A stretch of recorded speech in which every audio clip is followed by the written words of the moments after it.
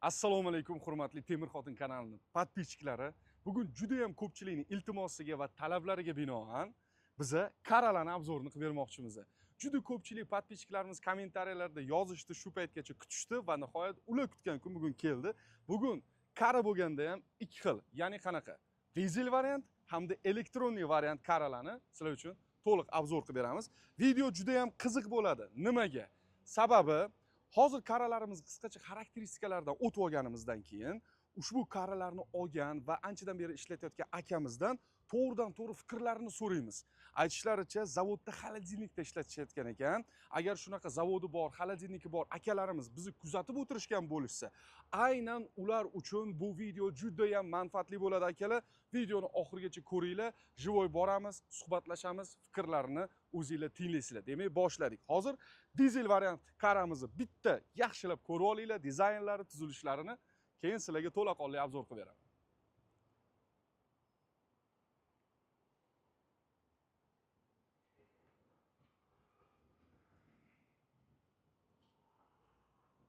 Ushbu Corolla'mizni umumiy og'irligidan boshlasak, deyarli 3,5 tonnaga teng. Endi eng muhim jihati bo'lgan gruzopodъемность deydi. 2 tonnalik. Sizlarga podskaska bo'lishi uchun Komatsu 20. Komatsu bilasizlar, yaponskiy brend, juda ham mashhur brend hisoblanadi va ushbu Corollalar o'sha kompaniyani original zavodskoy o'zini zavodidan chiqqan Corollalar hisoblanadi akalar. Oldini qara qismini ko'tarish og'irligiga keladigan bo'lsak 2 tonnaga teng va maksimalniy balandligiga keladigan bo'lsak, maksimalniy 3 metr balandlikgacha ushbu Corolla'miz 2 tonna yukni ko'tarib bera oladi. Undan tashqari o'zini ot kuchiga keladigan bo'lsak, ot kuchi 48 ot kuchiga teng. Eksklyuziv ravishda motor qismini ochib ko'rsataman. Motorlarini ko'rib guvohi bo'lasizlar.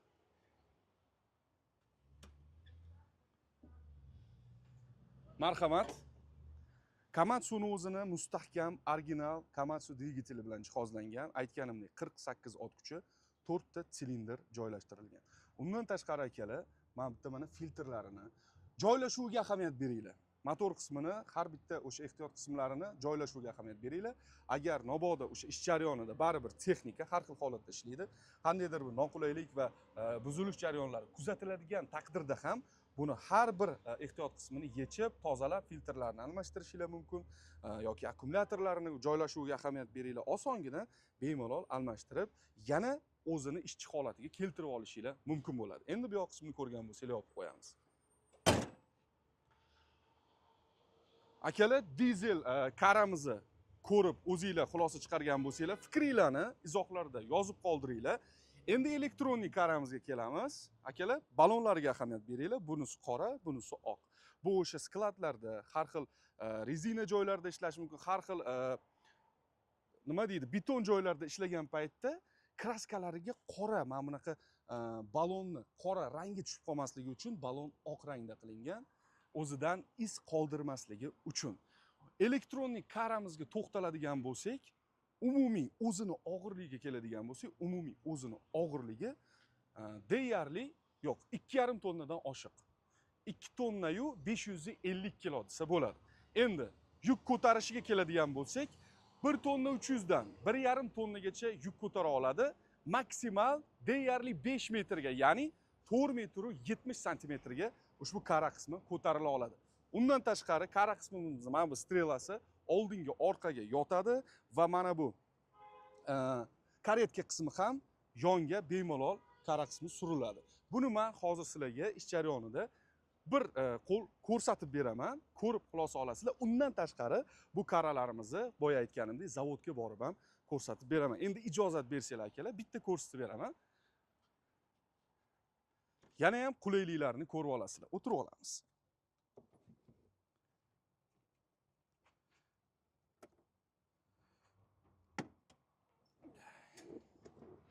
Akalar, hozir men qara qismini ko'taraman. Ko'tarilish tezligiga yaxshilab ahamiyat beringlar.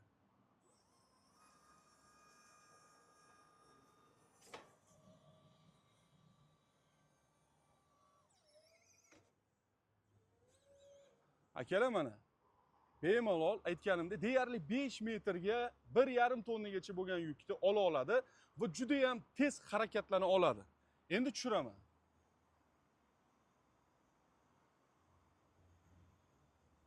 oxirigacha tushirmaymiz akalar. O'rta qismiga olib keldik.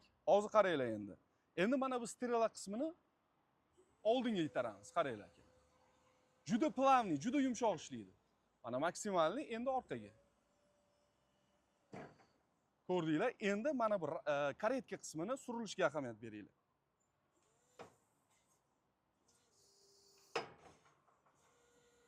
O'rtaga olib kelib qo'yamiz.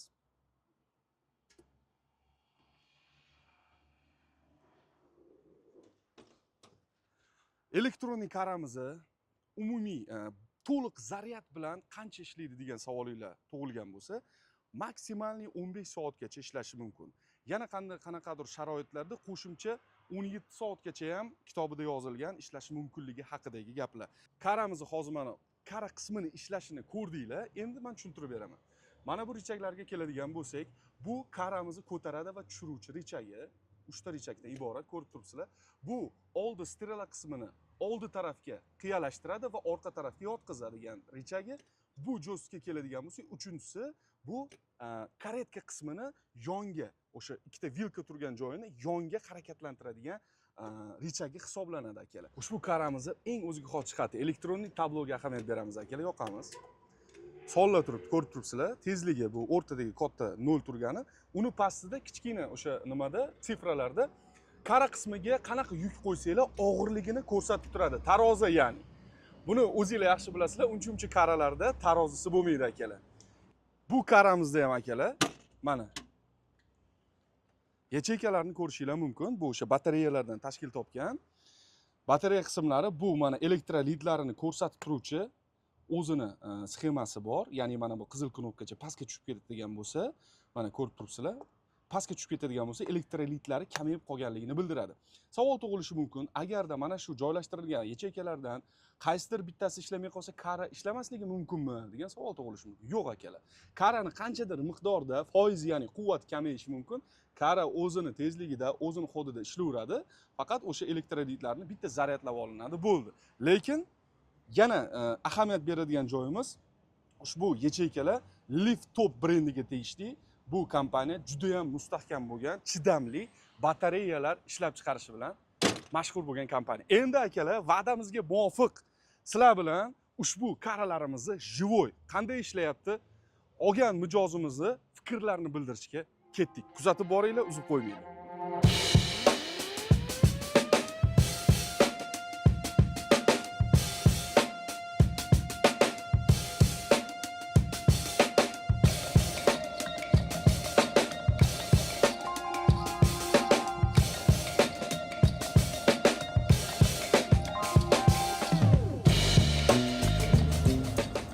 Va'daga muvofiq mana Toshkentda o'sha zavod o'ziga keldik, eksklyuziv Komatsu karasini hozir mana ishlatib yotishibdi. Mana bu yoqda mana liftga chiqqan yuklarni olib, ichkariga xalatiylikka hozir ko'ramiz, minus necha gradus sovuq chiqadi, qanaqa sharoitda texnika ishlayapti ekan.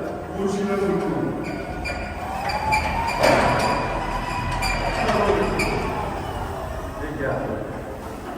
Aka professional shopga keldi, mahoratlariga baho berib turasizlar. Tog' joyga qanaqa Google bilan kirib ketganlar.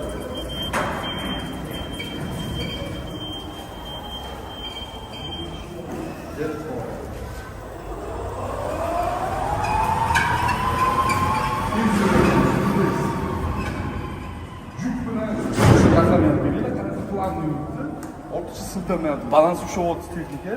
Hozir endi o'zlarini fikrlarini so'raymiz. Shopir akamiz anchadan beri ishlatyapti bu texnikani. Hozir bu kiyimda turibmiz, lekin minus 18 gradus deyishyapti, xolodilnikda gradusini. Agar imkon bo'lsa, gradus ko'rsatadigan joydan ko'rsatamiz. Og'zimizdan daryo kunlar chiqyapti. Tashqarida chilla minus 50 gradus, ichkarida minus 18 gradus. Juda sog' aka, akam o'zlarini kiyinganlariga ahamiyat berib qo'yasizlar. Mana shunaqa sharoitda Komatsuni karasini ishlatib yotishibdi. Aka, vaqtingiz bormi ozgina suhbatlashsak? O'zingiz haydaysiz-a? Hozir aka, bu biza bu karani asosan qanaqa sharoitlarda ishlatishsa bo'ladi, mana o'zingiz ish jarayonidan kelib chiqib ayting mana bizning kuzatuvchilarga. Assalomu alaykum. Bu karani qulayliklari zo'r, issiqda, sovuqda yaxshi ishlaydi, zaryadlari ancha yetadi. Ana shu joyda aka, uzr gapingizni bo'ldim. Bitta to'liq zaryad bilan Hozir bitta necha gradus aka sovuq? 18-20. Minus 18-20. To'liq zaryad bilan qancha vaqt davomida tinimsiz ishlatyapsiz? 5-6 soat bemalol tinimsiz ishlaydi. Bemalol atkaz qilmaydi. Quvvat kamayib to'xtab qolmaydi. 5-6 soat smel ishlab beradi. Tinimsiz ishlab beradi. Yuk olishlarigacha qanaqa, qanchagacha yuk olib bemalol ishlata olyapsiz? Og'irligi. Yuk olishlari 1 tonna indamay ko'taradi, 1,5 tonna indamay ko'taradi. Undan yog'iga ko'tarish o'zi mumkin emas. Bizda asosan o'zi 1 tonna 200 ga og'ir nimalar. Yoqilg'i sarfi qanaqa? Bu elektronli, to'g'rimi? Elektronli. Hozir mana misol uchun batareyalarda necha yildan beri ishlatyapsiz? Muammo bo'ldimi? Qayta batareyalarni jihozlashga to'g'ri keldimi? Batareyasida muammo bo'ladi. O'sha suvlarini vaqtida quyib turamiz. Shu zaryadga qo'yamiz, chiqadi. Demak, shu paytgacha hali necha yil bo'ldi ishlanayotganiga misol shu karam? 1 yildan o'tdi. Shuncha vaqt davomida hali batareya yacheykalarni hali birontasini almashtirmadinglar. Faqat o'sha elektrolit deydi, o'shalari kamayadi, faqat to'ldirib zapravka suv quyamiz. O'zi quyilib turadi suv. Pavloklari bor o'zi. Aka qarang, yana bitta savolda, misol uchun 5-6 soat buni ishlatgandan keyin ma'lum bir vaqt zaryad oladi. O'sha qancha vaqtda to'ladi zaryadi? U zaryadga biz qo'yamiz, o'zi avtomat darizdan akkumulyator nima qiladi, to'ldirib beradi zaryadchiga. To'lgan paytda o'zi uchadi. Boshqa karalarni ham haydaganmisiz aka? Bu Komatsuni karasi. Boshqa karalardan farqi nimada deb o'ylaysiz? Sizga yoqqan tarafi ochig'i. Bu qulay yechil chaqqonda. Hozir haydaganingizni rostdan ko'rdim, lekin o'sha shofyori mahorati zo'r bo'lgani bilan, manevr qila olgani bilan ustki joylarda texnika javob berish kerak, to'g'rimi? Yetganini qilish. Hozir shunaqa qayrilyapti, silliq joyda ko'tik burilib, sirpanib ketishi ham mumkin-da, uncha texnika. O'zini boshqara olmasligi ham mumkin-da. Yo'q, bu qulay. Manevrlarga ham qulay ishlashga muammo bo'lmayapti. Boshqalarga tavsiya qilsa bo'ladi. Aka, sizga omad. Hozir endi ishlab berasiz, jarayonlarni olib, kuzatuvchilarimizga yana ham to'liqroq videolarni ko'rishsin. Yana agar bironta tavsiyalaringiz kuzatuvchilarga ushbu kanal haqida fikrlaringiz bo'lsa, bemalol aka. Buni tavsiya beraman, lekin men hozir ishlatgan karalarimning ichida Komatsu, Mitsubishi, buni Komatsuni bir ishlatdim, oldin Mitsubishi ishlatganman, Hyundai ishlatganman. Bu ancha chaqqon yetchildi. Shuni tavsiya qilaman lekin. Ajralib turadi shu jihatdan, boshqalardan konkret. Aytganingizni qiladi. Demak, vaqt keldi, sifatga qarashdi. Puliga emas, sifatga qarashdi. Bo'ldi. Aka, fikrlar uchun bizga o'zingiz o'sha mahoratingizni ko'rsatib, mana bunaqa sovuqlarda vaqtingizni ajratib ishlab berganingiz uchun katta rahmat. Xudo xolasa yana ko'rish nasib etsin aka. Charchamanglar. Xudo xolib bersin. Marhamat.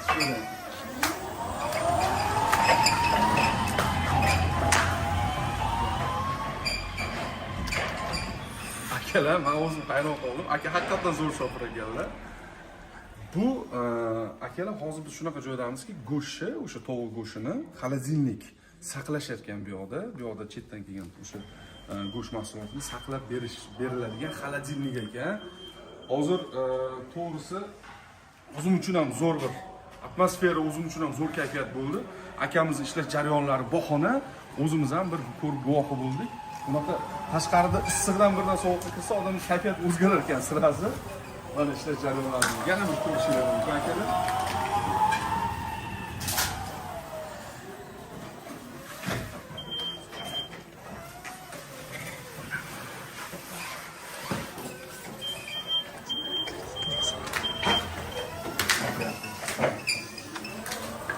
Sikaramayın.